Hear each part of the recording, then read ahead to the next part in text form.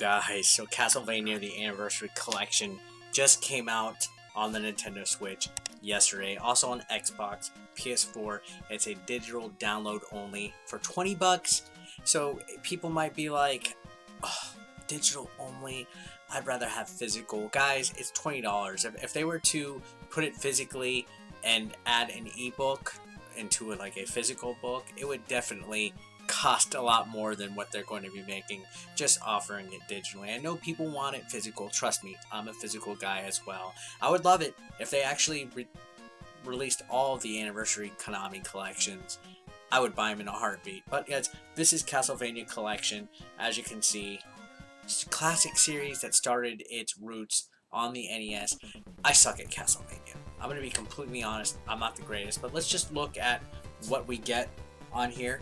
And let's go ahead and move my camera because it is in the way of the game selection. So we got Castlevania, we have Simon's Quest, and Dracula's Curse. So the first three games that started it all on the NES are on here. The original Holy Trinity of Dracula killing action. Now we also got Castlevania IV, which was on the Super Nintendo. Great game. Castlevania Adventure on the Game Boy. I'm not too familiar with that one. I think I've played it like once or twice in my lifetime. Haven't really played it.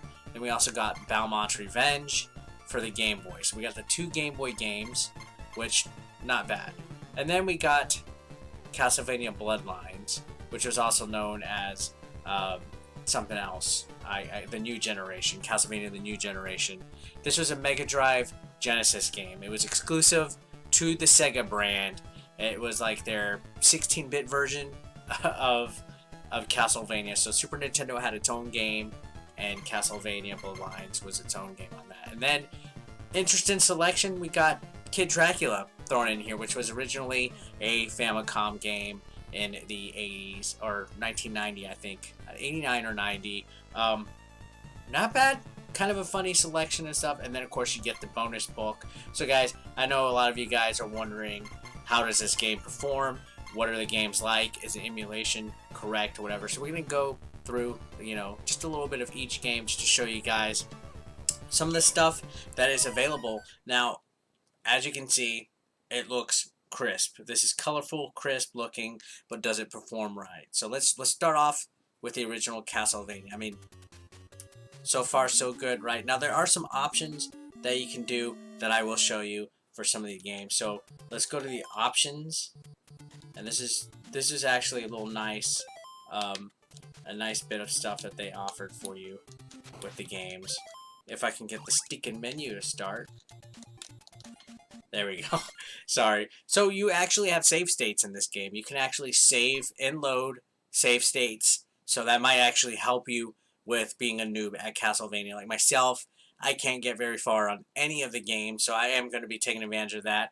It does show you the control layout and stuff. Unfortunately, you're not able to customize any of the controls on any of the games except like the Super Nintendo and Sega Genesis ones. So you're out of luck if you don't want to have the controls a certain way. And I will say it does throw you off a little bit with the controls, and I'll explain that in a minute. Now there's also display settings. You can do original, pixel perfect, 16:9, which is disgusting. Only freaks do the 16:9 for games that are meant to be in original format. Then you got 4:3 with scan lines. You got pixel perfect scan lines and 16:9 scan lines if you really like torture. So it does look cool when you put some of these on here. Like, look at that. Scan lines, it gives it that television effect. If you're looking for something more authentic and stuff, I mean, it is cool looking. Honestly, I prefer to keep the original format or whatever, but let's just stick with this for a little bit, show you guys. This is such a classic game. I didn't own it growing up, actually, to be quite honest. This was a game that some of my friends had, but I never owned this until I started game collecting in 2010? 2009, 2010, when I started collecting for the NES. This was a game that was definitely on my radar, and when I finally got it, I was like, holy crap. I own Castlevania, and I've never been good at it. But I guess that's mostly because I didn't play it much growing up. So, yeah. Pretty standard, classic game. But also, let's show you some more of the features that are on here. So we also have frame settings, which the frames, you got type A, which is the black sides. You got type B, which actually shows you like the Castlevania artwork on the left.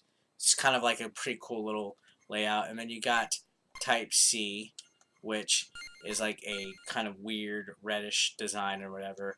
Honestly, I think type B looks fantastic. And then of course you're able to like reset the game and stuff like that. So it's not bad. I think there's some pretty cool features. You know, it's emulation, so save states and stuff are really nice. I know some people prefer playing on the actual physical cartridges, but to have this available on the Nintendo Switch is really nice, and I do like that there's a variety. So let's move on. Let's go ahead and go to another game and check it out for you guys. So just can exit out. I'm not gonna bother showing you Simon's Quest or Dracula's Curse because I know you guys have already seen those before. Let's check out some of the other games. Like, for example, this is a Super Nintendo game, and as we all know, everybody and their mother wants Super Nintendo games available on the Nintendo Switch online service, but they're not here yet. Well, you can play a Super Nintendo game here. Oh, classic Konami sound right there. Goodness gracious, I love that sound. So this brings back memories of early days of the Super Nintendo for me, playing it. And I actually used to be legitimately terrified of this game growing up. For whatever reason, the music and everything, the ambiance, used to just scare the living daylights out of me. So, yeah, classic game, and then, you know, it's fun to be able to do this. You know, and there is no lag, as far as I could tell in these games. I believe this was ported over by M2, which did a great job of porting over several other games and making different versions of games and stuff. Like, I think they were involved with Sonic Mania. If you don't correct me or quote me on that, but again, you could tell that they've done a great job putting this together. I mean, this is like spot on emulation. And let's see, I do believe they add different options for the settings and stuff. So yeah, you get, I mean, it's the same. I think it's actually on the Game Boy games that you get a different option for the settings, but we'll check that out in a minute. So this is the Super Nintendo version. I think it's pretty legit if you ask me. One of the greatest Super Nintendo games of all time. If you don't have this in your collection for your Super Nintendo, you need to get it, or you need to get Konami Castlevania Collection, which is, it's awesome. And this, again, this is available on all the other platforms as well. So I do think 20 bucks is a pretty good deal for a good assortment of games that are absolutely classic. I mean, who didn't love this version of the song for Castlevania? This Castlevania game has one of the best soundtracks of all time, bar none. I mean, look at this, fantastic. All right, guys. So now let's go ahead. I think that was a good right there. So we're gonna check out Castlevania Adventure. This is gonna be super outdated, but there's some cool features on it that I wanted to show you guys.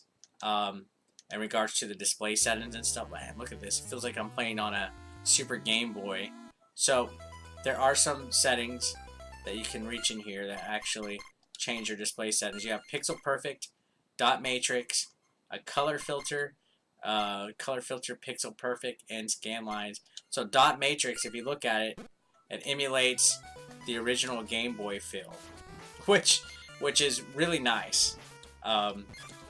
And it's actually really kind of cool. I think that's pretty neat, you know. And man, this game is really slow. So yeah, it really does feel like I'm playing the Game Boy version of it. Let's go back. I want to check out this color filter just to show you guys. Let's check the color filter.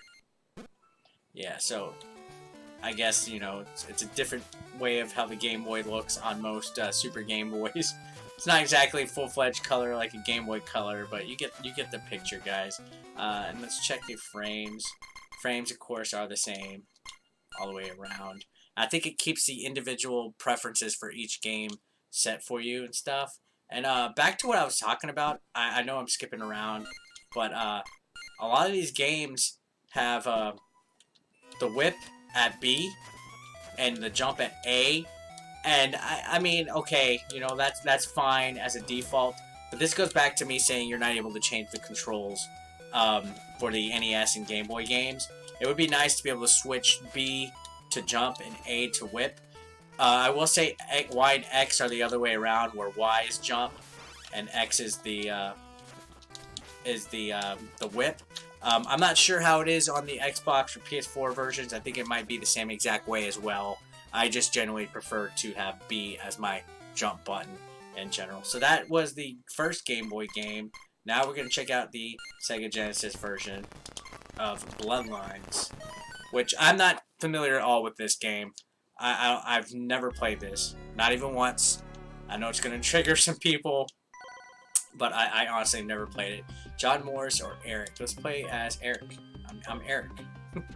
You know what I mean? So yeah, I've never played this game, so this is going to be a first for me. But I've heard a lot of great things about this. A lot of people give this game a lot of props. Damn, just those opening cutscenes that these games have, they're just amazing. Like, that really sets the standard for a game. Yeah. Alright, and I know some people are like, oh man, I don't think Eric is as good as, you know, John Morris, but, you know, this is neat. Has that distinct Sega Genesis sound. Let's take a look at some of these filters here, just so you guys... Okay, so they're the same. We got scan lines, 16:9 pixel. Oh, yeah. There we go. Look at those scan lines, those Sega Genesis scan lines. I love that. I like when modern indie games try to do the scan line look too. There's just something real cozy about it. Again, I'm not too familiar with this game, but I'm assuming this level is just like a remake of the original Castlevania level. It always seems like a lot of games go back to the original level, which that was probably the same layout, if I'm not mistaken. Yeah, pretty close. So down here will be like where the merman are, stuff like that. Yep, exactly. Almost to the T. So you can bet your bottom dollar I will be sinking my teeth into these games a lot more. Maybe even do a live stream. I think that sounds fun. So let's check one more game, which is the bonus, which is Kid Dracula. I played the Game Boy version of this, but I have not played the Famicom. I wanted to import it, but it's been a very in-demand title for quite some time. It's very interesting that they chose to put this on the Castlevania Collection. I guess maybe it's related loosely. I mean, it is Dracula. Look at this. So, this guy is cute. I think I played this on stream a while before, too. I emulated it, but, you know. It definitely is a comedic, cartoony game on this whole entire library. But now it's, I guess, officially released and localized for North America for the first time ever. It hasn't been officially released. So, now this is the official version, guys. I mean, you know, what more could you want?